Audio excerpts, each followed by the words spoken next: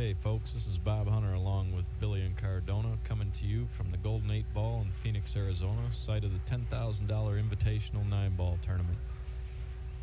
Today we've got Jay Swanson from San Diego, California, playing Oliver Ortmann from Munich, West Germany. Swanee, Jay Swanson's nickname, has been a top player in the United States for many years. Oliver Ortmann is one of the best players in Europe. He's won over 30 major tournaments in Europe.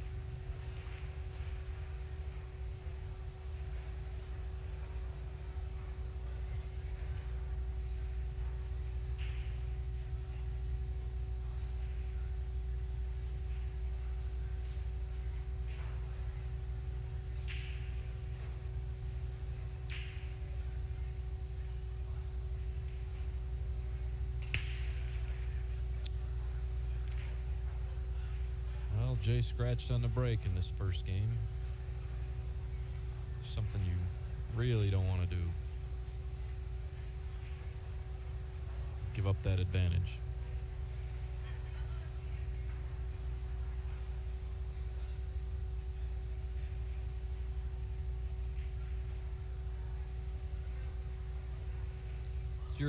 These European players are known for their shot making. Oliver's no exception in this area. He's a great shot maker. You know, regardless of what type of a sporting event you watch, it's very crucial to get out of the box fast. Certainly in pool, you know, when you take the early lead playing pool, you really have an excellent opportunity to win the match.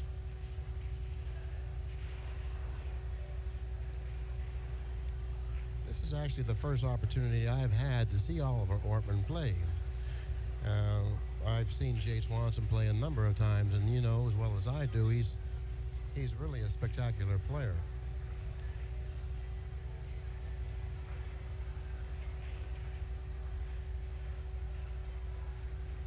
I'm kind of wondering, Bob, what type of conditions in Germany do they have? Do they have a Granito or Simonos cloth? Anything similar to the one they're playing on now? The tables over there all have Granito cloth on them, at least in the place where Oliver plays. That's his preferred cloth. It's similar to Granito, but I mean it's similar to Simonos, but he really prefers the Granito over the Simonos. So actually, Oliver Ortmann should feel quite comfortable playing under these conditions.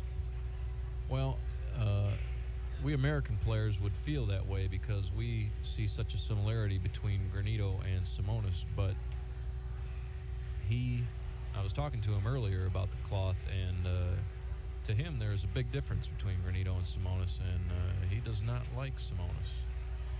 Well, there again, Bob, there's quite a few different grades of Simonos and Granito, and the way I see it is, Simonos and Granito play quite similar, providing that you play on the same grade of cloth. They're both fast rolling cloths. They don't have a nap, and I think the action on the balls are quite similar.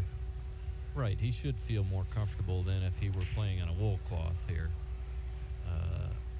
A nappy cloth would really be out of his element, but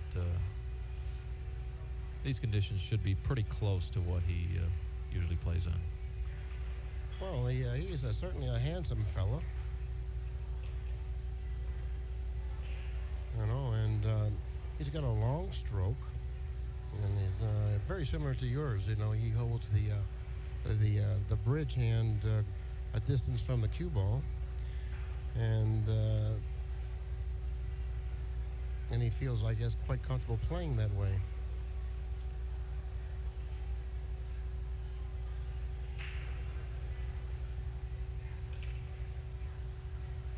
And it looks like here we have another offensive player, because that was quite of a dangerous shot to shoot. I mean, to make a bank combination cross-side when he had a fairly easy safety to play.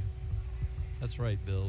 The European players are strong in the shot-making department. Their weakness generally is in strategy, safety play, and I think that's going to show up here in this match. Well, let's hope that the education that Oliver Ortmann gets here in the United States will benefit him in future matches.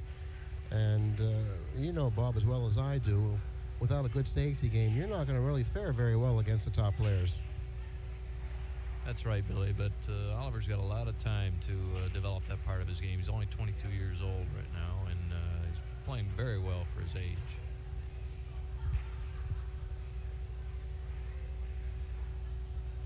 Well, it looks like the first game should go to Jay Swanson, and unless some unforeseen thing happens here.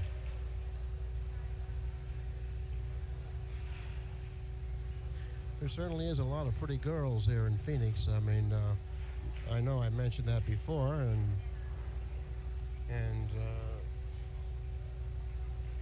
there, a lot of them have showed up to watch these players.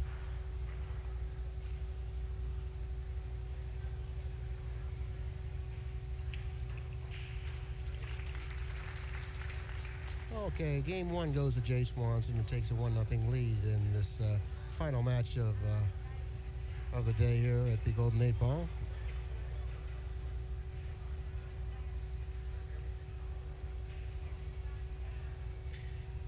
You know, my personal feeling on Jay Swanson's break, I think he has one of the better breaks in the game today, but I've had a lot of people tell me that they don't like the way he breaks. So how do you feel about that? You know, I've watched Jay play a lot, and not only do I not like the way he breaks, but I don't like the way he plays the rest of his game either. But he's very successful doing it. So there again, it's like what we were talking about before. If something works for you, you stick with it. Well, that's true.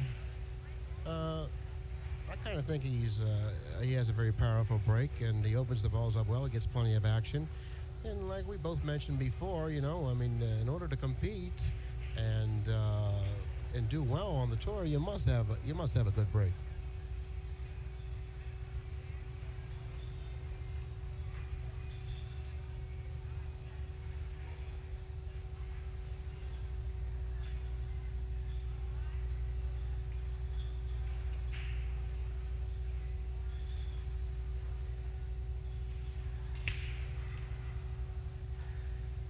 One thing I do like about Jay's game is his touch.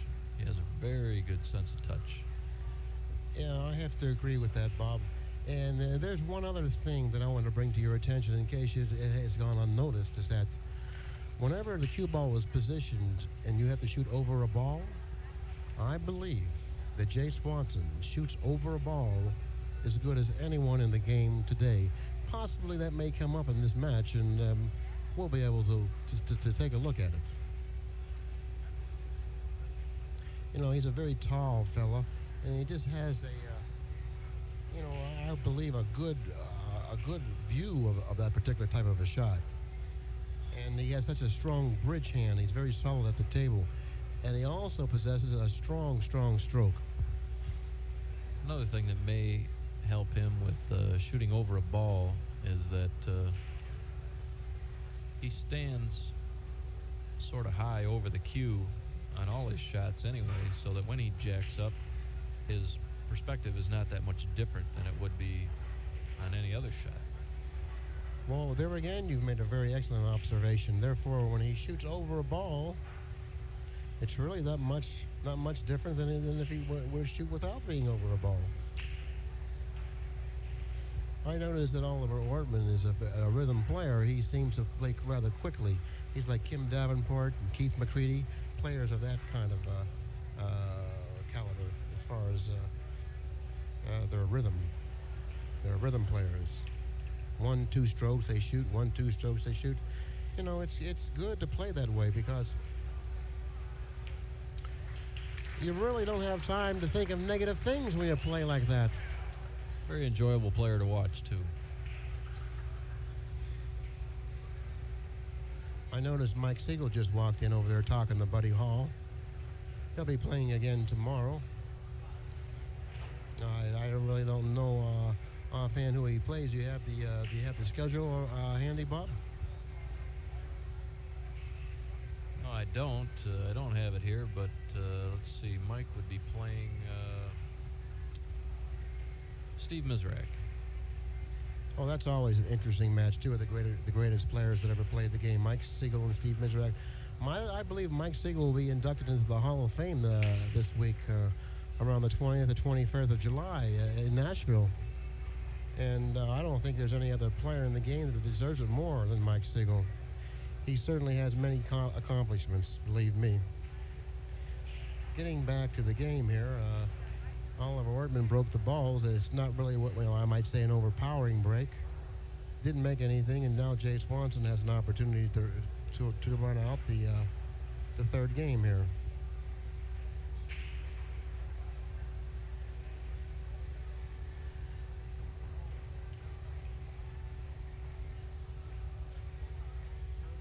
I was just going to say, I don't really see any problems here for Jay, but the cue ball almost got away from him a little bit there. Now we might see his sense of touch come in on this shot. Very nicely done. Very nicely done. He should follow the 4 ball, play the 5 in the other corner pocket. Had a little more of an angle than I thought. Now he's confronted with a kind of a problem here. That's right. For a right-handed player, this would be a pretty easy shot to reach. But Jay, as you can see, plays left-handed, and it's a little tougher. Went up the hill a little, I think. Well, he really didn't leave much. I mean, it's a very missable shot. I believe even if he makes this shot, he's going to have a problem getting really what you might call ideal position for the 6. I would believe he would have to cut it in with inside English here. Wouldn't you do that? I think so, Billy, but it doesn't look like that's what he's going to do. No, he didn't. He used the other English, and I think he made the right decision there. Made a good shot. He certainly did. I believe this type of a shot here you would have to hit with a slow speed because you don't want the 7 ball to leave the area too far from where it is now.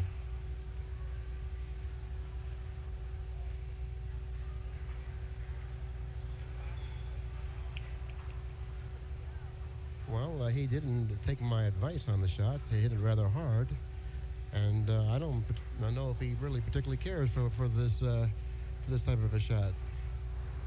See, if he would have just rolled that ball up there, Bob, he could have just bounced off that rail a little bit and had a fairly easy shot in the 7. But now he has what you might call a mini problem. Maybe more than a mini problem. Shot doesn't look real easy. No, I don't. And if you notice, the cue ball got away from him again. Seems to me the man might be a little bit nervous playing in our country here, but if he settles down, I'm sure you'll see some fine play from Oliver.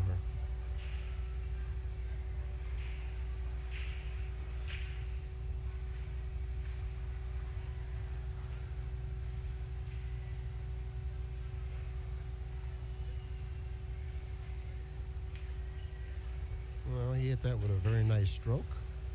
All he'll do now is just pocket the 8 ball, slide down the rail slightly, and there he goes. 9 in the corner. We'll take a 2-1 lead in this match.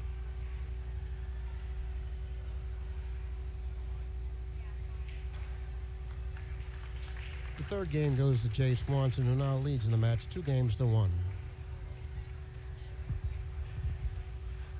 You know, last 4 or 5 years, Billy, we've seen the European players' level of play go up dramatically. They're playing better and better all the time. There's some of them now that are pretty competitive in the tournaments. Like Oliver here, he's playing real well.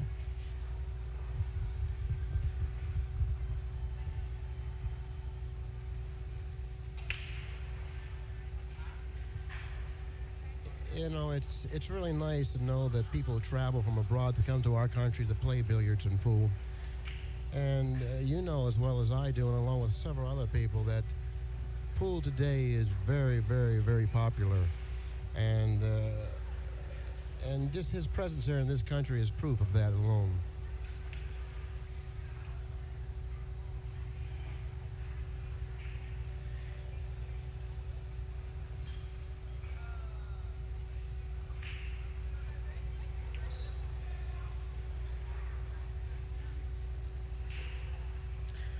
He got fairly close to his work there, Bob. This particular shot demands a very, very, very different type of a stroke. Now let's see how he does with it. I think he did pretty good, Bob. I think he handled it rather well.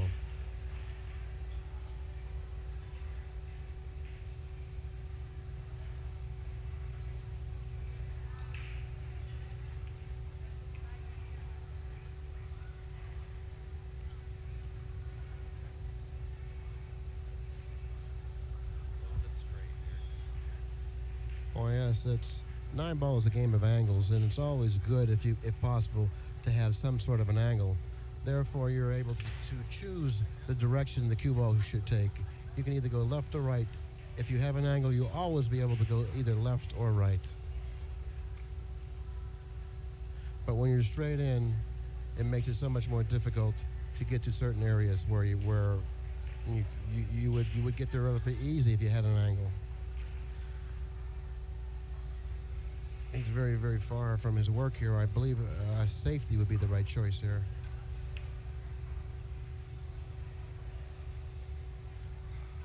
Doesn't seem quite pleased with his game, but of course, you know, we have watching his game 3 of the best players that may have ever lived, with Mike Siegel, Nick Varner, and Buddy Hall watching his performance, and I'm sure that makes him a little bit nervous in itself.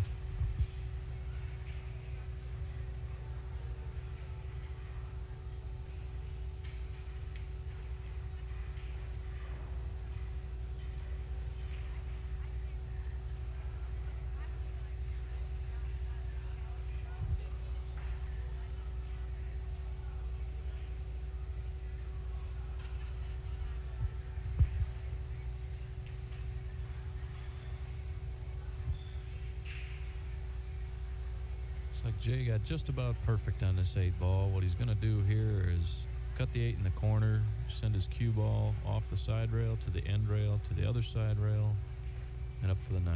But he's not playing it that way. He's going straight back across. Well, on that particular angle, Bobby, it all depends on what shot you like best. You know, the way you explained was just as good as the other way, but it's a preference. Some people prefer to play it the way Jay did. Some people prefer to play it the way you described. Just a matter of personal preference, that's all, Bob. Thanks for bailing me out, Bill. Anytime, Bob. Well, now Jay has won game 4 and now extends his lead 3 games to 1 against Oliver Ortmann.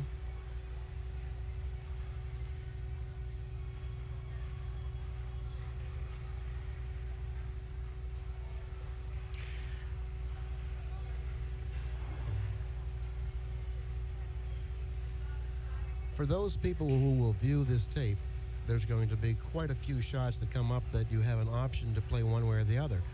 And there really isn't any set way of playing certain shots. It all depends on how you feel. Sometimes you would feel better drawing a ball than you would following it. You would end up basically in the same position regardless of whether you chose to follow it or draw it. But then again, like I said, it all depends on how you feel. Some people feel more confident in following a ball than they do drawing it, so therefore, it's just a matter of preference. But most importantly, you yourself know what you feel more comfortable doing, and don't try to change that style just because you feel that it might be the wrong thing to do.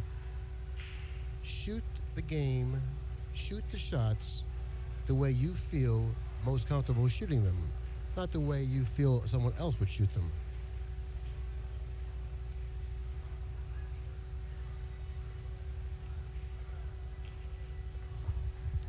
If you see somebody play a shot and they play it a little different than the way you would play it, and they're successful that way, you can experiment with that shot. Try it a few times. See if you like playing it that way. That's how you're going to improve your game. Yeah, that's very true. You know, you go to tournaments or you watch better players play, and then you can incorporate that type of play into your game. But the only way you can do that is to practice it. I was at a tournament one time, and I was sitting next to a player who really didn't play, world-class speed. And we were watching Buddy Hall play a match. Well, a particular shot came up, and Buddy Hall drew the ball 2 rails into position. And the fella said, "My God, that's a wonderful shot," and I know he played it right. But if I would have had to play that shot, I would have followed it. Even knowing that's probably not the right way to play the shot. Oh, Oliver miscued there. Unfortunately for Oliver, he didn't get a good hit on the cue ball, miscued, and gave Jay Swanson another opportunity to win a game here. That's one of the drawbacks of playing real fast, like Oliver does. A lot of players that play real fast, on occasion, they'll make a mistake like that. Maybe somebody who's a little more deliberate won't do quite as often. The playing fast, there's something to be said for it in that particular pace. Ooh. Swanee missed the 8. Oliver gets another chance. Well, that's very true what you just said, Bob, is that players who play fast are more apt to do something careless than players that play more methodical. That's true. Oliver has an excellent opportunity now to recover from his mistake. And this time, I think he made good with it. Getting back to that story that I was explaining, is that I was at a tournament and I was sitting against an amateur player, and we were watching Buddy Hall play a match. A certain shot came up, and Buddy Hall drew the ball 2 rails for position. And the fellow that was sitting next to me made a really a positive statement. He said, "My God, that was a great shot. He drew it 2 rails, and I know that's probably the right way of playing that shot. But if I was confronted with that shot, I would have followed it, because I know I can't draw it 2 rails, but I know I can follow it and get fairly decent position." So you have to know your capabilities and do what you feel you know you can do. And if you see someone do something you like, bring that to the practice table, perfect it, incorporate it into your game. What do you think? That's a good point. Exactly right. So that's the way you improve your game. You know, you can watch great players play. You notice what they do different than you. You practice it at the practice table, incorporate it into your game, and all of a sudden, hey, you're starting to play pretty good, you know? Okay, back to the match. It's now 3-2 in favor of Jay Swanson. Right. Yeah, he broke the balls pretty good, that wreck.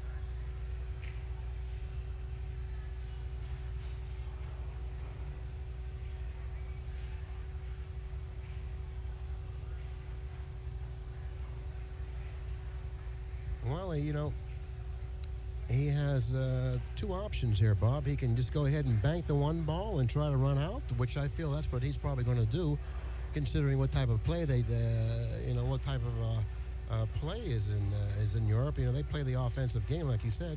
Or he could probably play a safety here.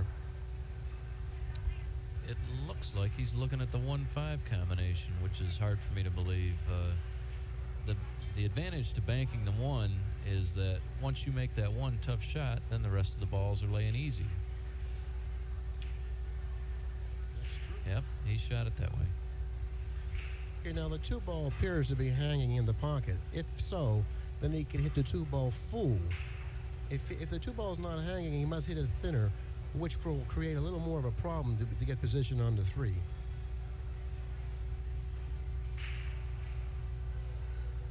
Well, whatever happened, it didn't seem like it created that much of a problem for Oliver. He should make the 3, come out for the 4. He should get the angle to where he would go to the rail and back out for the 5. That's the desirable angle. This is the wrong angle here. See, he's on the wrong side of the ball here. You want to be on the other side of the ball in this shot. So now he's going to have to go all the way around to the other rail and back, as so. See, the cue ball travels a much greater distance that way, and usually when that happens, you've you're on the wrong side of the ball.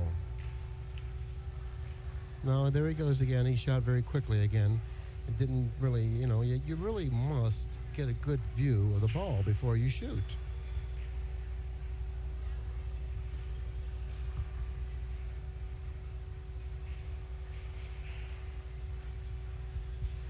That's right, Billy. I think he shot that ball a little too fast. Just didn't give himself time to really decide what he wanted to do and then go ahead and do it.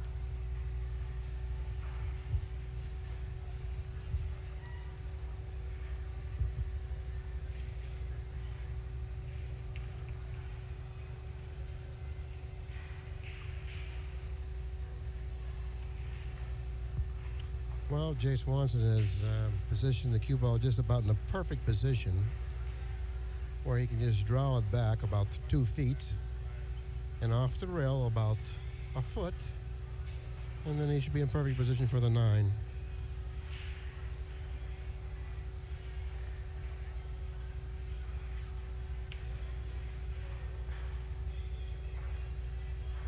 Somewhere in that area? Just about.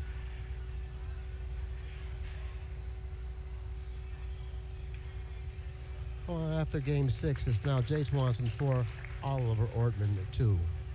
Oliver has had some opportunities to actually be in the lead in this match, but through his careless play, he's has fallen behind 4-2. And if he would think about this, possibly, it might help him for the remainder of the match. The remainder of his career. Well, that's true. Well, of course, like you said, Bob, he's only 22 years old. And at 22, I remember when I was 22, I played quite carelessly myself.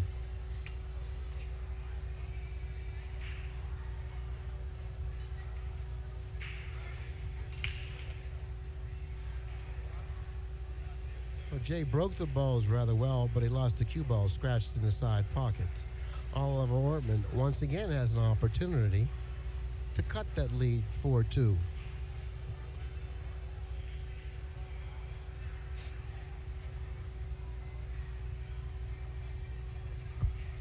He's got to take his time here, though, and make sure he gets out. He can't afford another careless mistake and give away another game.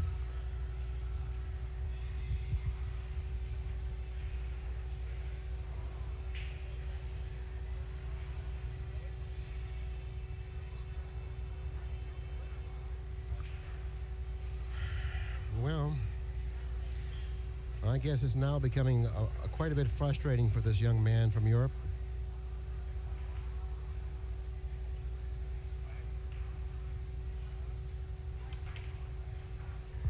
I don't think he played that one ball shot properly, Bill. When he elected to go to the side rail and down to the end rail and come up, he gave himself a chance to get snookered. If he would have just rolled the one in easy, get past the 6 and 8, there was no chance of him getting snookered. Well, again, that's a good observation, Bob. And for the people that are viewing this tape, always consider that. In the meantime, he got quite fortunate. He left Jay a kick here, and if he kicks this off, he might end up behind the 9 and snooker Oliver Ortmann. That was an excellent. That was an excellent. Oh, thanks, Bob. That was an excellent shot, by the way. And a great call. Thank you.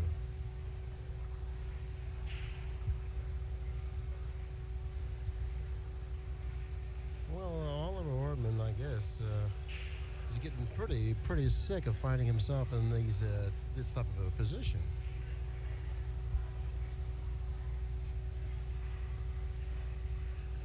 In the meantime, this young man came up with a fantastic shot. It really has. That was a fantastic shot.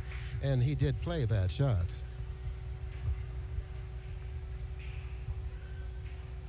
I like to see this young man settle down and get into his game, because I really don't like to see people play under their speed in tournament play, especially when they're from another country, because it's just something that I know they're not comfortable doing or feeling that way, and I really wish he would settle down and get into his game. And I think all the people here share that same feeling.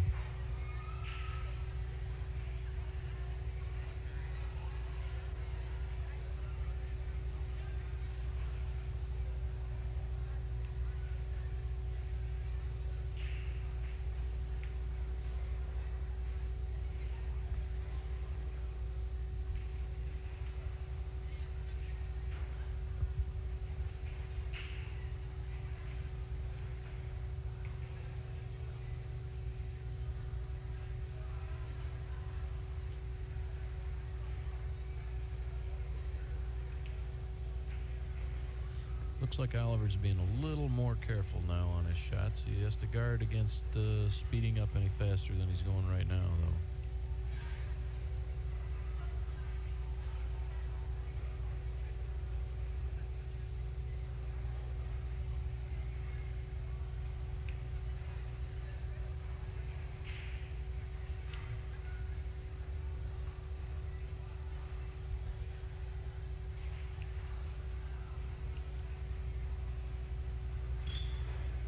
Got a little bit out of line here. He's going to have to come up with a good shot now.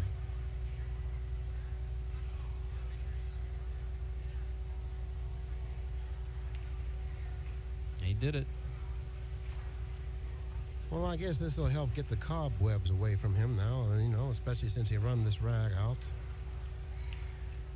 Okay, after the 7th game, it's Jay Swanson 4, Oliver Ortmann 3.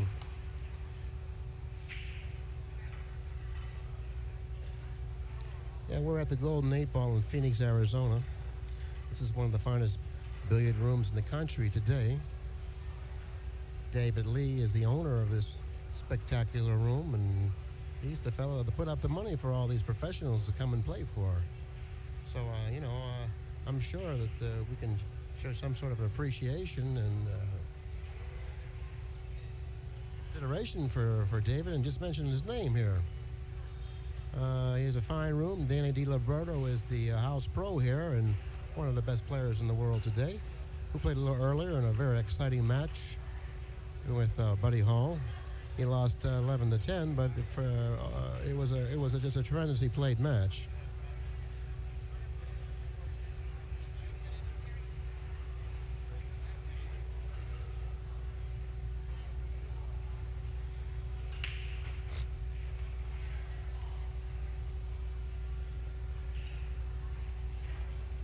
Well, he made a ball on the break, but unfortunately, he didn't really get rewarded for it. I don't know if they're very familiar with this one push after the break in Germany. This is probably something altogether new to him. That's right, Billy. The American players are pretty experienced when it comes to rollout. Years ago, almost all the money matches were played that way, where you play throughout the whole game. You can roll out anytime you want. Your opponent would have the option of taking the shot or making you shoot again. Now we just play that rule on the first shot after the break, and boy, he made a good kick there and had a good chance to leave him safe, but he got a little bit unlucky and left him straight in. Well, it's just exactly how, the point that I brought up is that he's not familiar with the one push after the break, and he didn't even elect to push out. He just went ahead and kicked, and that really put you at a great disadvantage.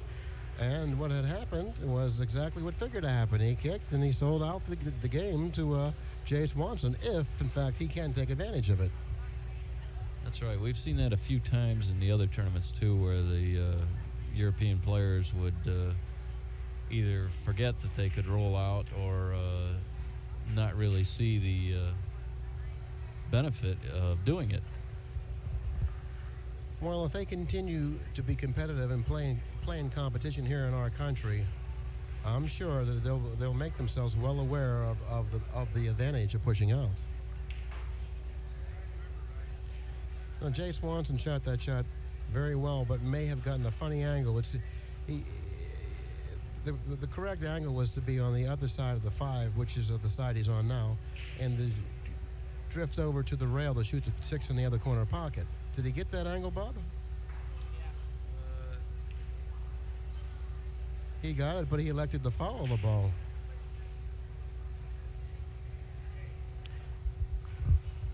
That's one of the things I was talking about earlier about his style of play. He had the angle to go over to the side rail and shoot the 6 in the corner, but he elected not to play it that way. Well, I guess that goes back to that same situation when we discussed that some people feel more comfortable playing certain shots certain ways. You and I both agreed we would have forced it over and played the 6 in the other corner pocket. He just felt more comfortable following the ball and playing the 6 up the other corner. And it doesn't necessarily mean that he made the wrong decision. And the proof of that is that it looks like he's going to win this game.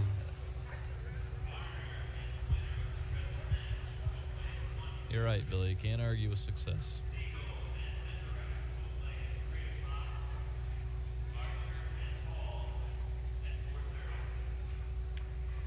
Okay, that's game number 8, and Jay Swanson now leads 5-3 over Oliver Ortmann.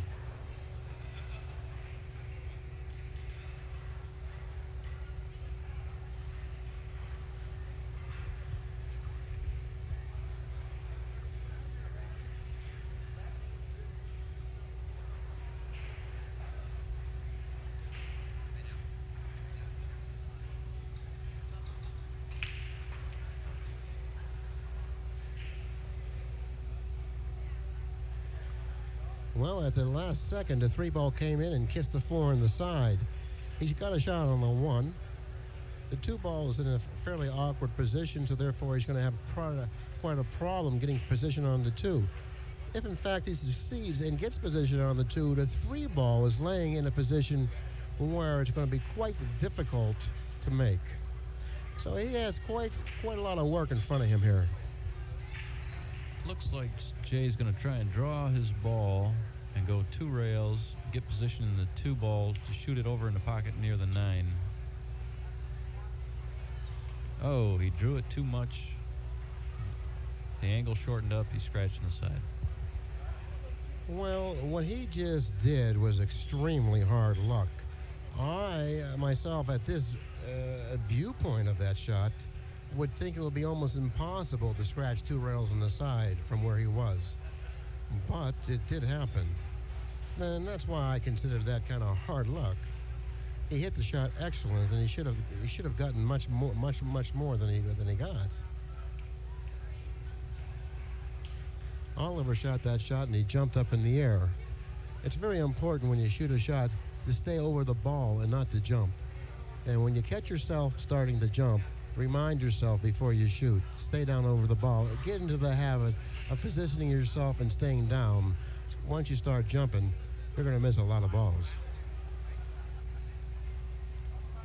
Probably the single worst habit you can develop is jumping up on the shot. Well, fortunately for Oliver, he's going to be back at the table again. Let's see if the youngster can take advantage of it.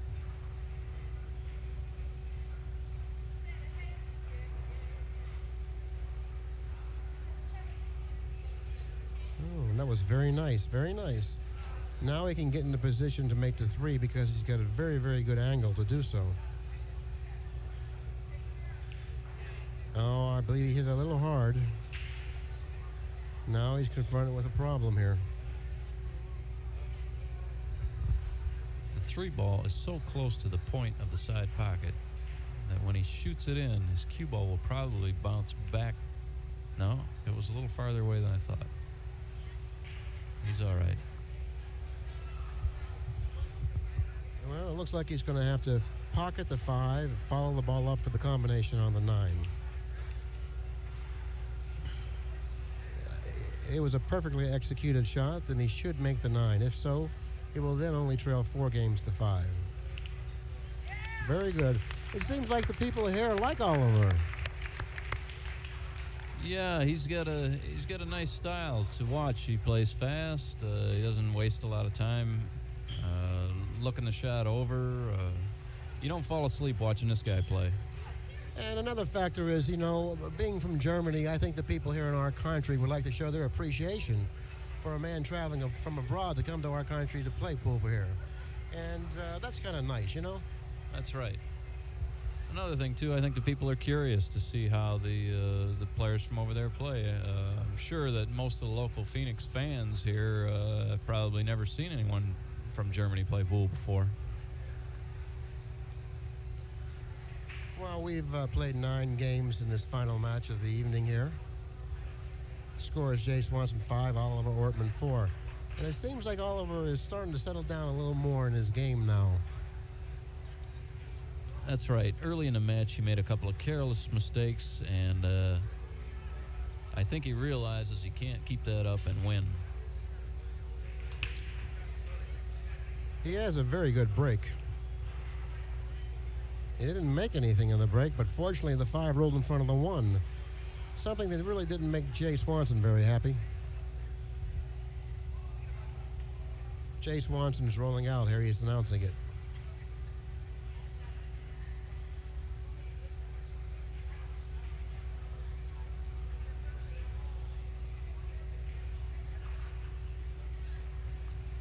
Oliver Ortmann now has the option to either accept the shot that Jay rolled out on or give it back to Jay.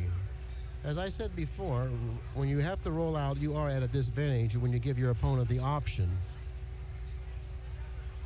Well, he's going to take a look at the shot and see if he likes it.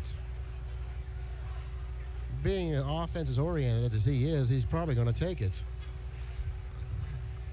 I really don't know what Jay's got in mind with this rollout here in case Oliver gives it back to him.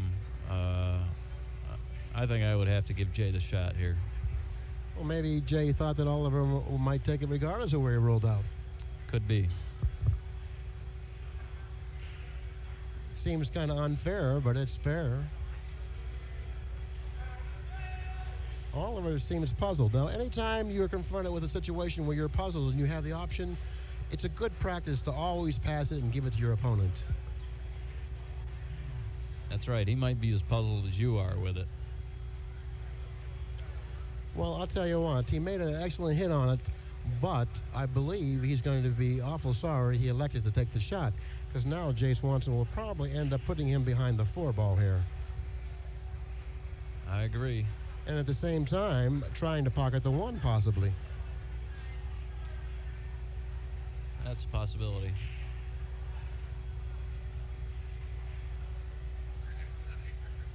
It looks from here like Jay is shooting to make the 2 ball on a billiard shot. He did. Well, he did that, and he did make it, and he does have a powerful stroke. And you see, seeing from that shot how powerful it actually is.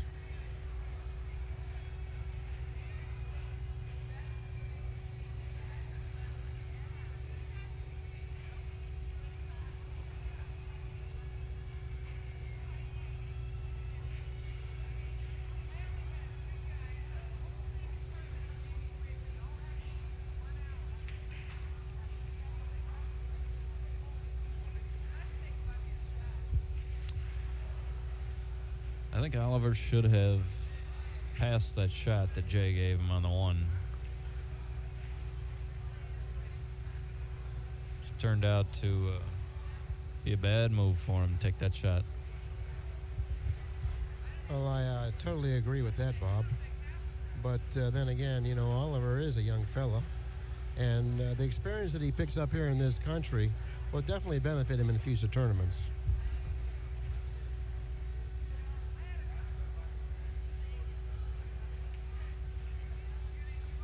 You're right, Billy. This match is close as it is, even with Oliver's inexperience.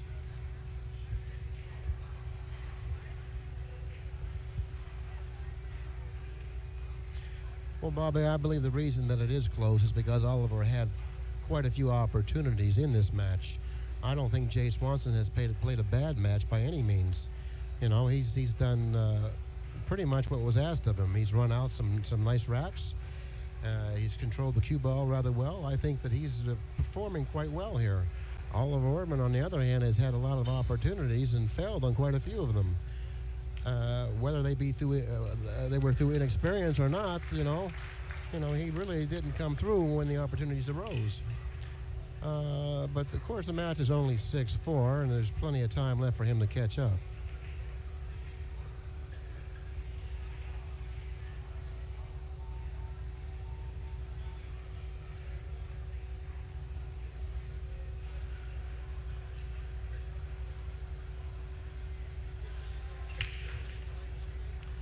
Now, that's the second time Jay Swanson scratched in the side pocket. Normally, when you scratch in the side pocket, you adjust. And a player the caliber of Jay Swanson should have made that adjustment. Now, he's kind of upset with himself because he didn't do that. Well, whether or not he's going to allow that to bother him remains to be seen. Oliver Ortmann, by the way, has another opportunity at the table with the balls laying in a fairly good position.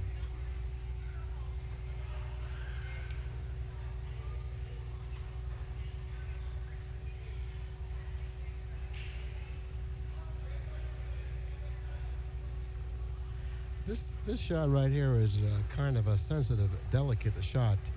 He can elect to go between the 7 and 8, or he can kill the ball and play the 3 in the side, whatever he feels more comfortable. Well, there again, he did the same thing that he was guilty of at the beginning of the match. He shot the ball too quickly and was careless one more time. And once again, he probably will have to pay for it.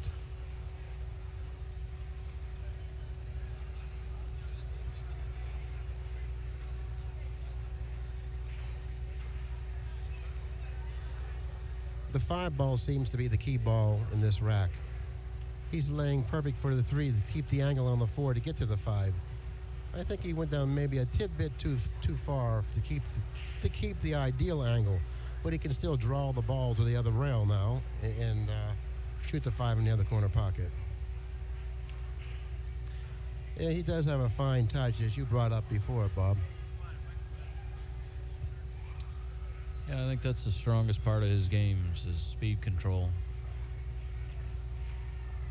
Yes, he has very good feel and speed, and he has a wonderful stroke, a very powerful stroke. He's a big man, and he uses a lot of wrist in his game.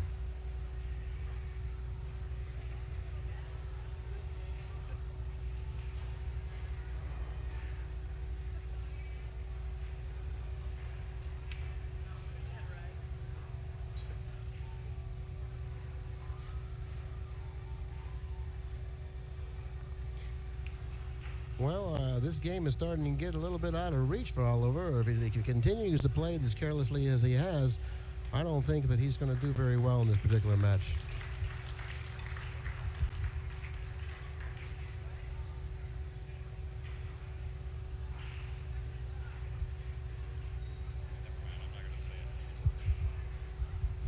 If you had a thought, Bob, why don't you just share it with us? Well, Billy, you said Jay Swanson was a big man. I was going to say that's sort of like calling the Grand Canyon a big hole. Bob. Nah, Jay Swanson is a big man. And actually, you know, he's quite a spectacular player considering, you know, he's carrying a lot of weight around with him. And he's a real nice guy, too. Jay Swanson is a very mellow type of a fellow. You know, very congenial. He gets along with everyone. And I don't know of anyone that has anything negative to say about Jay Swanson.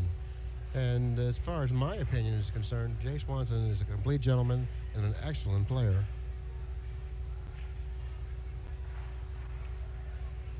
Oliver played one of the rare safeties that he's played, and it didn't particularly work out that well. But at least he has the insight right now to play safeties occasionally.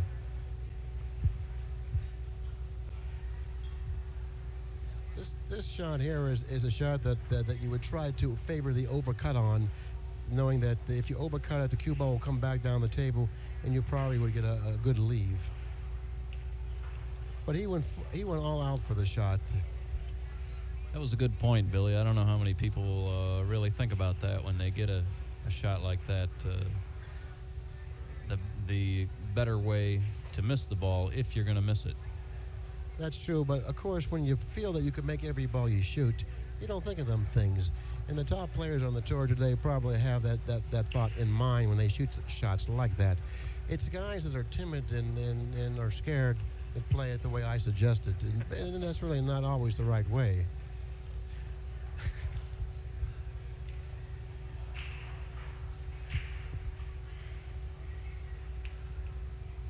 Well, this is the 12th game of the match. Jay Swanson leads the match 7-4 and is looking to extend it 8-4. I don't see where there's much of a problem here.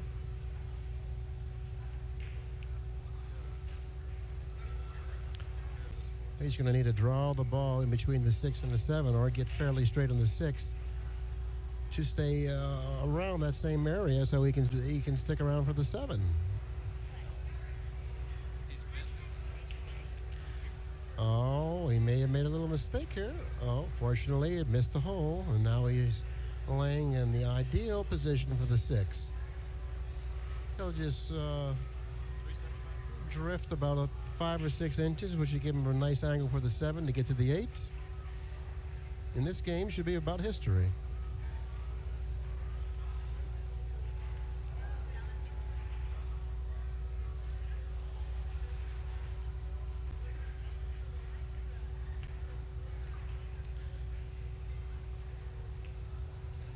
Jay Swanson is one of the more experienced players on the tour. He's been playing for quite some time, and he really runs out well. He gets around the balls real well. He has a fine touch. He has a super stroke. I really don't know how much of anything he's lacking in his game, if anything. It just may be his desire or maybe his killer. I don't think he has the killer that the top players, the real top players have. Because, like I said before, he is very mellow and kind of a meek fellow, regardless of his size. Well, he broke him good, and he got paid off for it that time. Made the 9 in the break, now extends his lead 9 games to 4.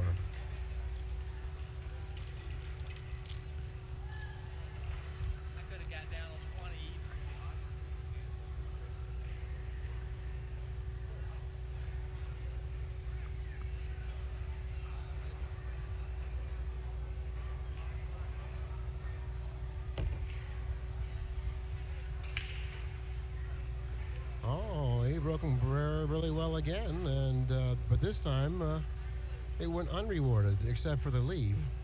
He really didn't leave anything that easy. I'm kind of curious to find out how Oliver's going to play this because, like we discussed before, he really doesn't understand the strength in pushing out, or he really doesn't understand the value in playing safety. So therefore, you think he's going to go for the combination here, Bob? Hard to say, Billy. I can't imagine him really going for this combination. I think it's a totally wrong shot. Bob, he went for the combination, and only because that's his style of play, and that's the style they play in Europe. He's a young fella. He's got a lot to learn. But I'm sure of one thing. Once he picks up the necessary experience, he's going to be a fine player. He's got a good stroke. He's a good shot maker. And I believe that he's going to be a fine player. That's right, Billy. He's got to learn the strategy part of the game. You can't just shoot at everything that comes up and be successful. That's for sure. And the people that are viewing this particular tape, I hope that you develop the understanding of that point. It's just as important to be aware of the strength and the value of playing safe as it is the value of making a shot.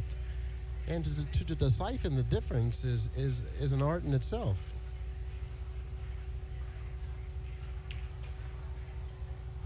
And there's no better proof than what we're witnessing here today with this particular match. I think Jay Swanson's going to carry him off or bank off the long rail into the 4-9. That way he has an excellent opportunity to make the 9. I totally disagree with this shot.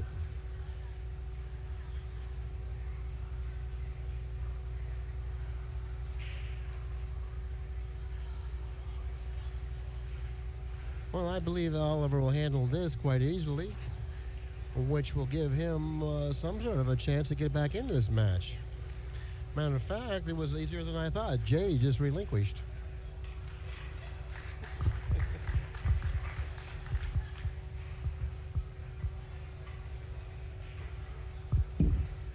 Well, that's game 14, and Oliver Ortmann trails the match 5 games to 9. There's not much time left for Oliver, so I guess he must take advantage of every opportunity that arises for him.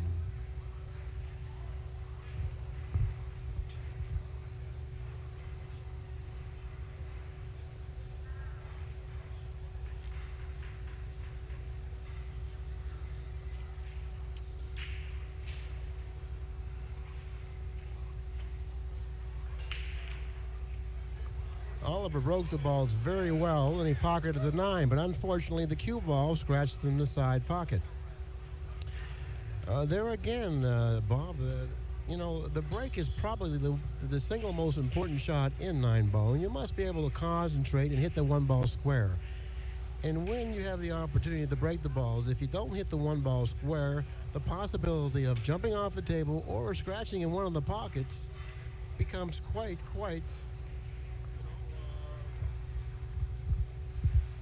That's right. That's right, Billy. That's very likely to happen. That's right, Billy. The number one factor in controlling the cue ball in the break is hitting the one ball square. You've got to get a full hit on the one.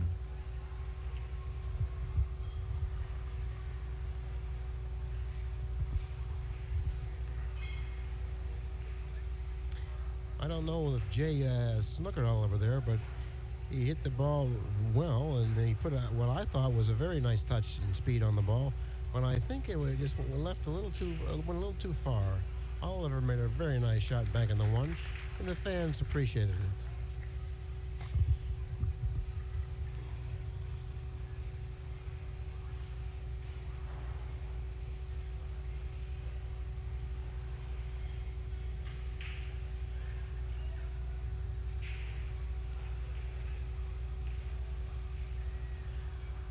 Made a nice shot. Okay, now once again he's in a position to run the rack. This seems to be the key ball. If he's able to pocket this ball and get position on the 4, I believe he should get out. He made a nice shot on the 3. He's playing much smoother now at this stage of the match than he was at the beginning. I believe if he can follow this ball and go between the 6-9, he's electing to draw it, which makes the shot much more difficult and a little more harder to control, as you witnessed.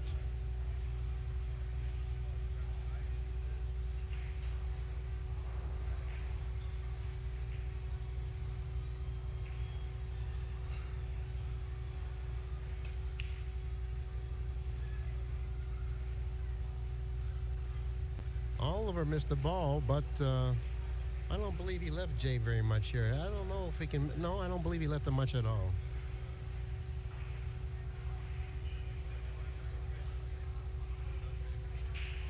If Jay is able to see the end of the 5 ball, the only shot that I can see is for him to thin the 5 ball into the 9 and go up the table and possibly snooker, or what we might call hook, Oliver behind the 8.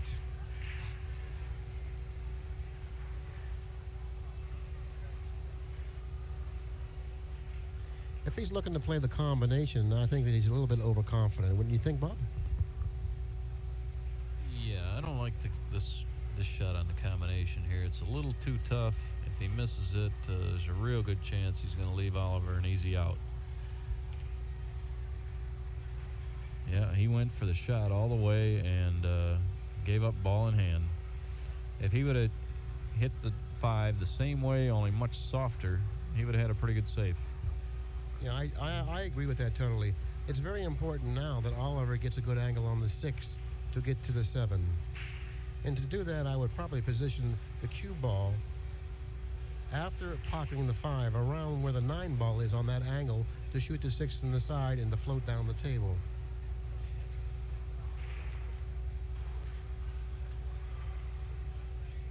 Well, he's electing to take a little tougher shot, but I'm sure that he'll get the position required to run out.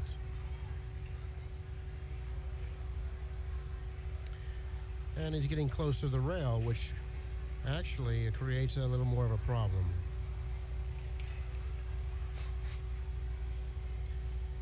Okay, well, he seems to be getting the job done. If he pockets the 8, I think he'll win his 6th game. All right. At the end of 15 games now, we have Oliver trailing the match 6 games to 9. Now, the last time Oliver broke the balls, he scratched in the side pocket. It's very essential this time in the match that he concentrates on the break. For I believe that's the only thing that can get him back in the match now. He must be able to break the balls well, make a ball, and string some racks there.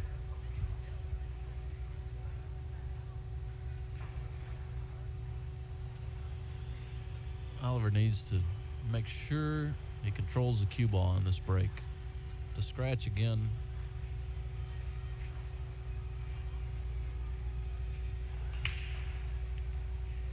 Well, he broke the balls very good. He controlled the ball, And he's got somewhat of a shot if he chooses to shoot it.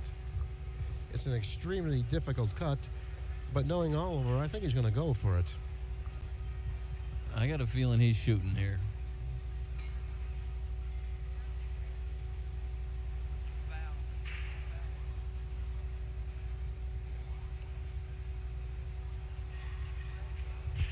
This particular shot is probably easier executed with right-hand English.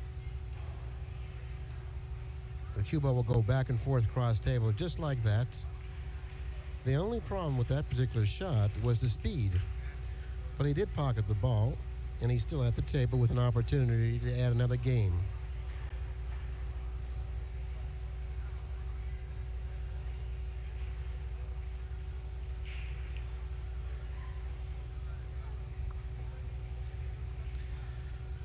That shot wasn't an easy shot. He overcut it, and he hit it fairly well, but unfortunately he overcut it. Jay Swanson is close to the ball, but like I mentioned before, he has an extremely strong stroke with a very good touch. I don't think this particular type of a shot will present much of a problem for him.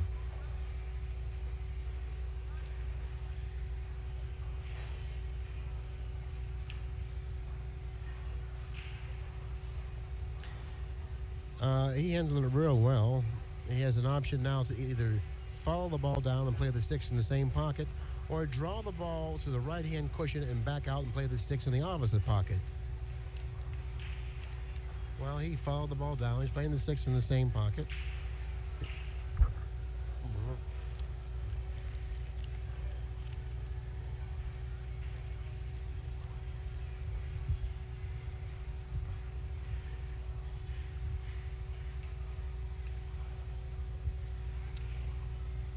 Nice shot. He's going to be perfect on the 7.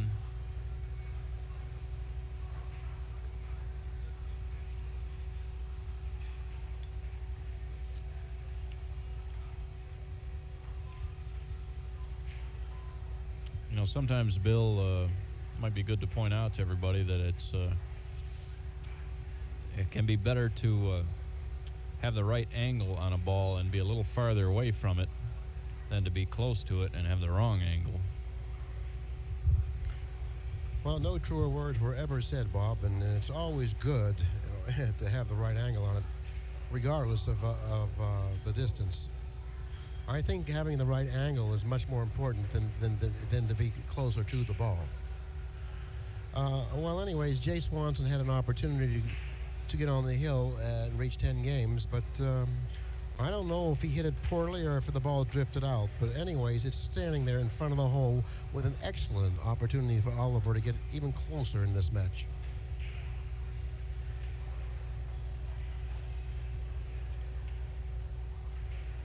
He hit it. I think he hit it a little bit too hard, but he still has a very makeable shot.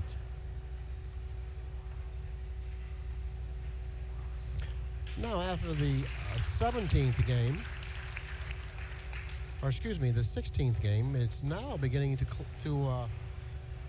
get a lot closer. It's 7 games for Ortmann and 9 games for Swanson. If I was Oliver Ortmann, Bob, I would feel very fortunate to be this close in this match. You know, he's made a lot of errors in this match, and he's only 2 games out of it. And on the other hand, Jay Swanson shouldn't feel very good about his position, knowing what has happened and transpired through this match. That's right, Billy, especially with the opportunity that Jay just had a minute ago to go on the hill. A 10-6 lead. I'm sure he'd feel a lot better with that than the 9-7.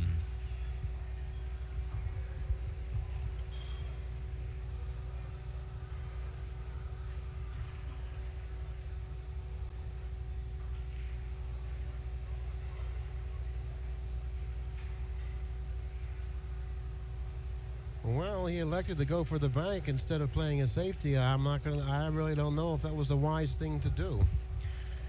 You know, when you have a 2-game lead this late in the match, if you have an option like that, sometimes it's much wiser to play safe. You know, if he made that ball, look at the position of the cue ball, Bob. I don't think he would have done very well anyways. No, looked like a bad choice.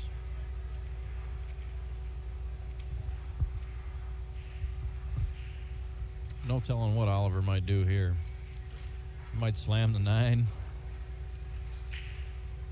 Whatever he does, I don't think we'll be seeing him play safe.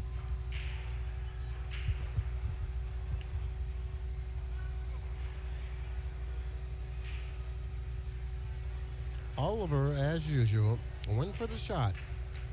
Well, sometimes when you go for the shot and miss it, you don't have to lose.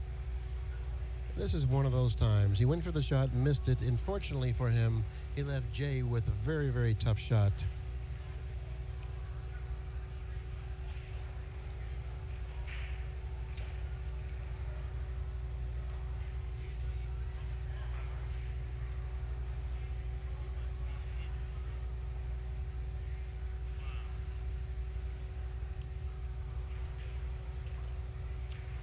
Jay elected to kick it 2 rails, and it looked like the hit was questionable. Of course, it hasn't been contested, but it looked like the hit was questionable. We're having a discussion about that right now. Let's see what happens. The referee has called it a good hit, and Oliver doesn't seem to be putting up too much of an argument about it, so that will probably be the end of the discussion on that matter. Well, I don't particularly feel the referee was in position to call that a good hit at that time, you know. But of course, that's Oliver's fault, because any time there's going to be a kick with a questionable call, possibly, he should notify the referee to get in the correct position to be able to call the hit. It's another case where his inexperience is showing up a little bit.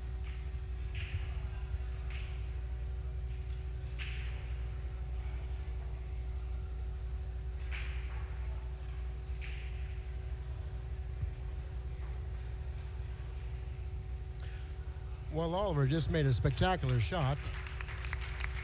It certainly was a spectacular shot. He thinned the 1 ball in the side pocket. His cue ball stopping in fairly decent position for the 2. If he can draw this ball, Bobby, I think he can hit close to the corner with the cue ball, come 2 rails out for the 3. Not doing that, though. Well, he's going to have a tough task getting out if he continues to play the way he's playing, you know.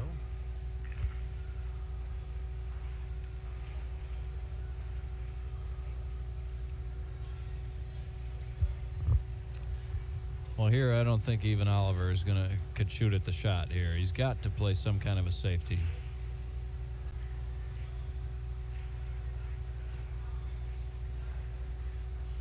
It'll be a first for this match, but I think he's going to play a safety. Excuse me, a second. He played one earlier. Looks like he did pretty well.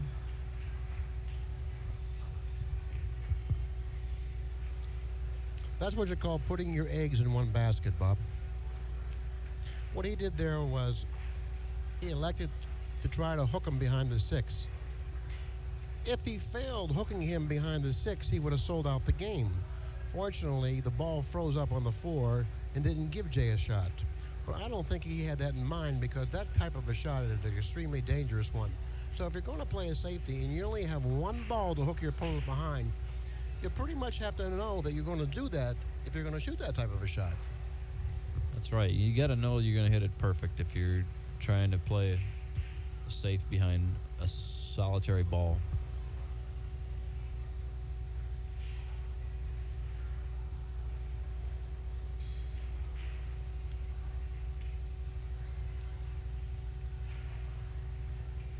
Well, I don't know what Jay Swanson tried to do there, but I think whatever he did, I think that it worked out pretty well for him.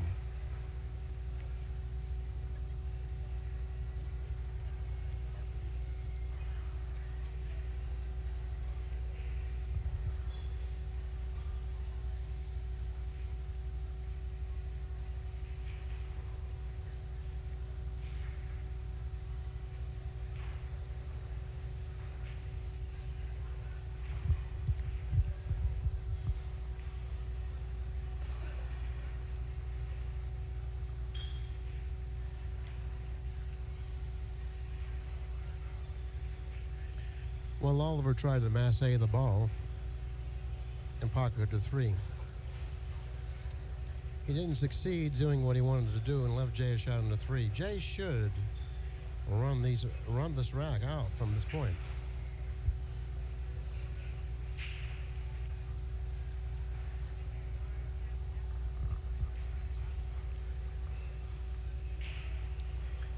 He should play the 4 in the corner, the 4 on the side, drop in between the 8 in the pocket, and come back up for the 5 on the side. Unfortunately, he didn't really have the touch required to do that. It went into the 8, leaving him with a semi-difficult shot. Looks like he can pocket the 5 on the side, but he has to be aware of the 7 being there. It looks like the cue ball is going to take that path.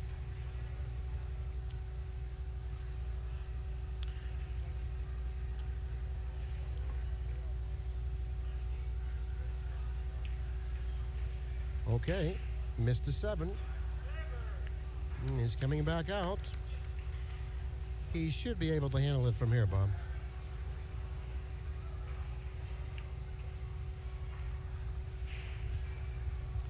That's right, Billy. He got a little lucky when he played that safe earlier in the game. I'm sure he wasn't intending on rolling up into the 7 and coming up with a hook in the manner that he did. It was a big break for him. It certainly was, but Oliver's mistakes at the beginning of the match left him with a very, very great disadvantage now at the end of the match. So therefore, anytime you're at a disadvantage at the end of the match and your opponent gets lucky, that's one way of describing ways of losing matches, you know. And now it's 10-7. Jay got lucky, but Oliver just doesn't have the time right now to catch up. You're absolutely right, Billy. If it wasn't for those mistakes earlier in the match, he might have the time right now. In fact, he might be the one that had the lead. That's right. And when you look at the match, when you look at the match fairly, don't forget to look at the beginning of the match just as honestly as you look at the end of the match.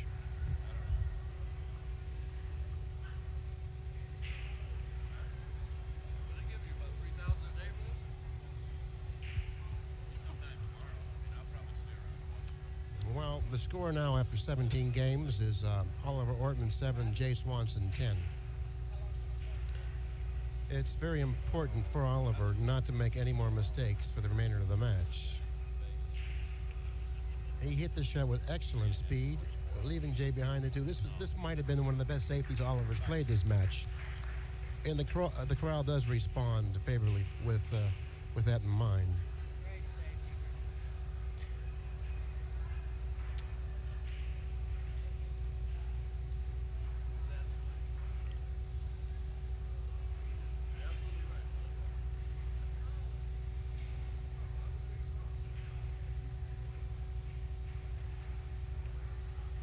Well, Jay came with a pretty nice shot. I don't know if the speed's good on the 1 ball. Okay, Oliver seems to be able to pocket the 1 here. I think he's going to have to draw the cue ball past the 9 and go around the 4 here. You called it right, Billy. I did. Now let's see if he can take care of the remainder of the rack.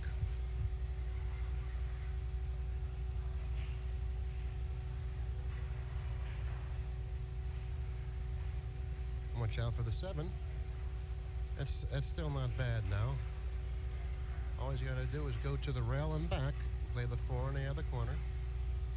It's better to go to the rail and back in the shot. It gives you a much better shot, a chance of making the ball. It's hard to roll balls, but I guess that ball almost went out on him.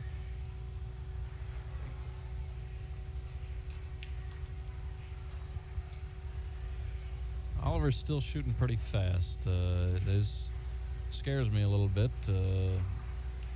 because there's always a chance he can make a careless mistake. Well, and this is something that he's going to have to learn through his experience. And I'm sure that he will learn it. You know, Lou Butera is probably the most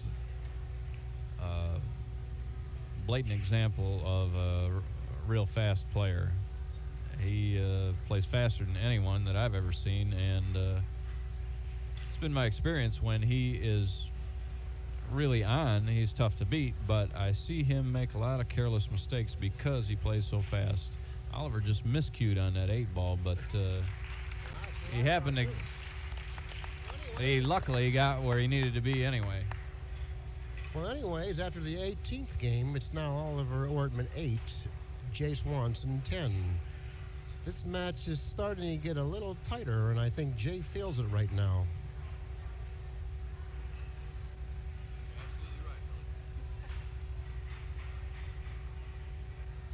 Anytime your opponent reaches 8, you know, you can feel the heat, you know, because you know he only needs 3 games to win the match. And with this, well, there goes Oliver in the side pocket one more time.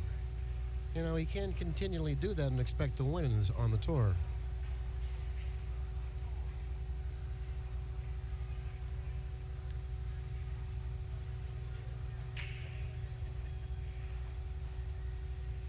Well, the balls seem to be laying fairly decent, providing Jay pockets the 1 and gets position on the 2.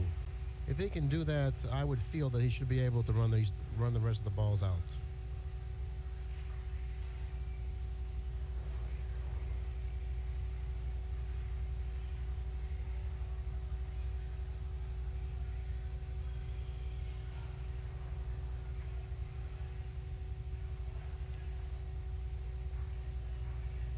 Well, I don't think he could have done it much better than that, Bob.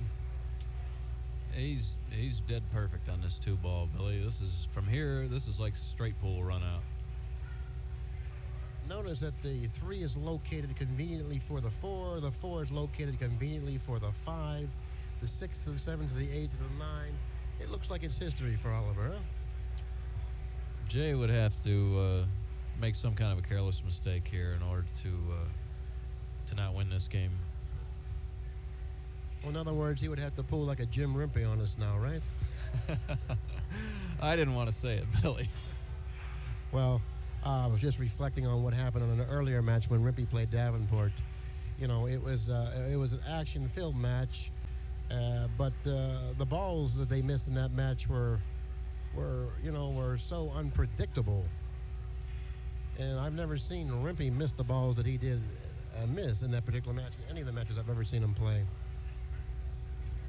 That's right, Billy. Jimmy missed 2 relatively easy 9 balls, but he had such a big lead in the match that Kim couldn't overcome it. Looks like the Jay got a little out of line on the 5-ball here, Bobby, and you know, it's never over until the fat lady sings, they say.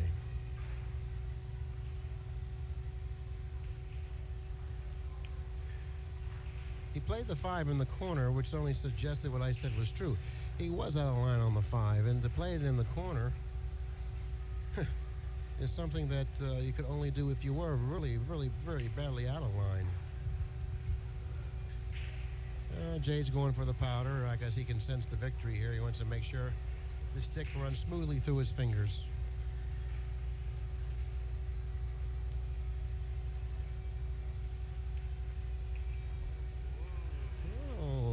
The ball kind of like nodded his head before it fell in. I don't understand that. The conditions here must be much more difficult than what they may seem from up here.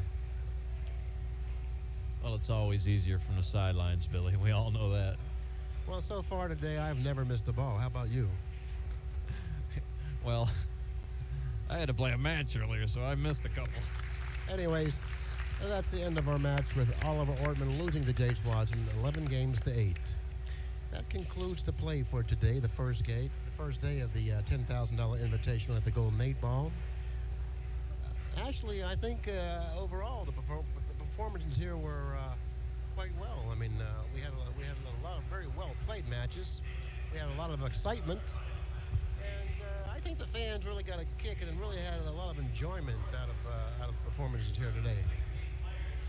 That's right, Billy. I think probably the best played match by both players was the DiLiberto Hall match. It was certainly the closest one, and the rest of the matches, one player seemed to dominate pretty much. Well, I'm sure there's going to be a lot more interesting play tomorrow, especially when it comes down to the finals. And my prediction in the finals is going to be Mike Sigel playing Nick Varner in the finals. What do you think about that? Well, that's a pretty good prediction. Mike Sigel, having won his first match here, has a good shot at it. I'm like dogging it real good here. Well, the reason I picked that particular matchup for the finals is I was practicing a little earlier in the evening with Mike Sigel, and he seemed to be hitting the balls quite pure. And you know as well as I do, along with everyone else here in the billiard room, is that Nick Varner is at this time on the top of his game and is recognized as the #1 player in the country.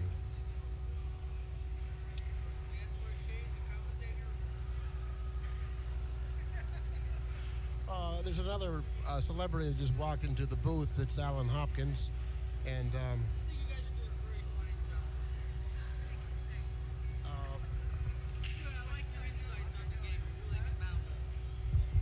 right stuff. Yeah, I really like how you were doing over here. You said some very interesting things over here about the match, especially when I was playing. I don't really recall your match. Who did you play today?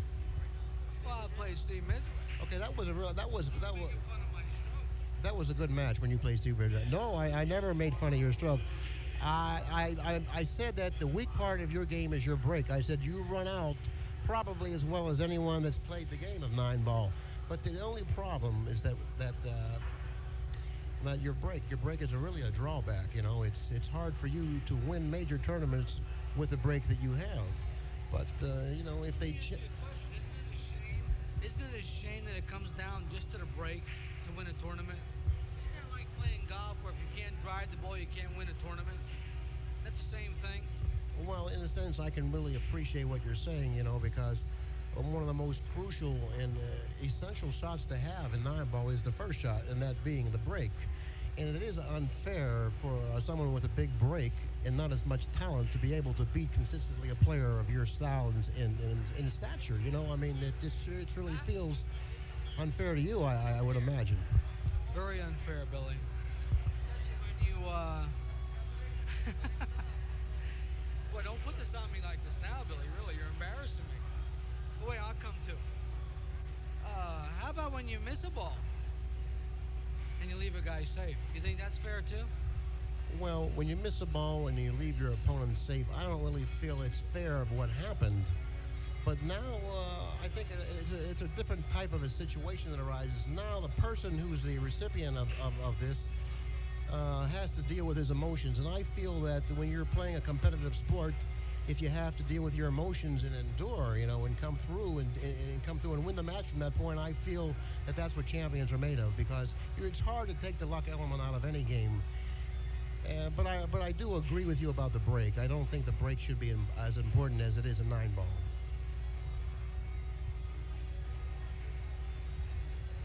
Anyways, that concludes the play, our sessions for today. And we had a nice turnout here at the Golden 8-Ball, and hopefully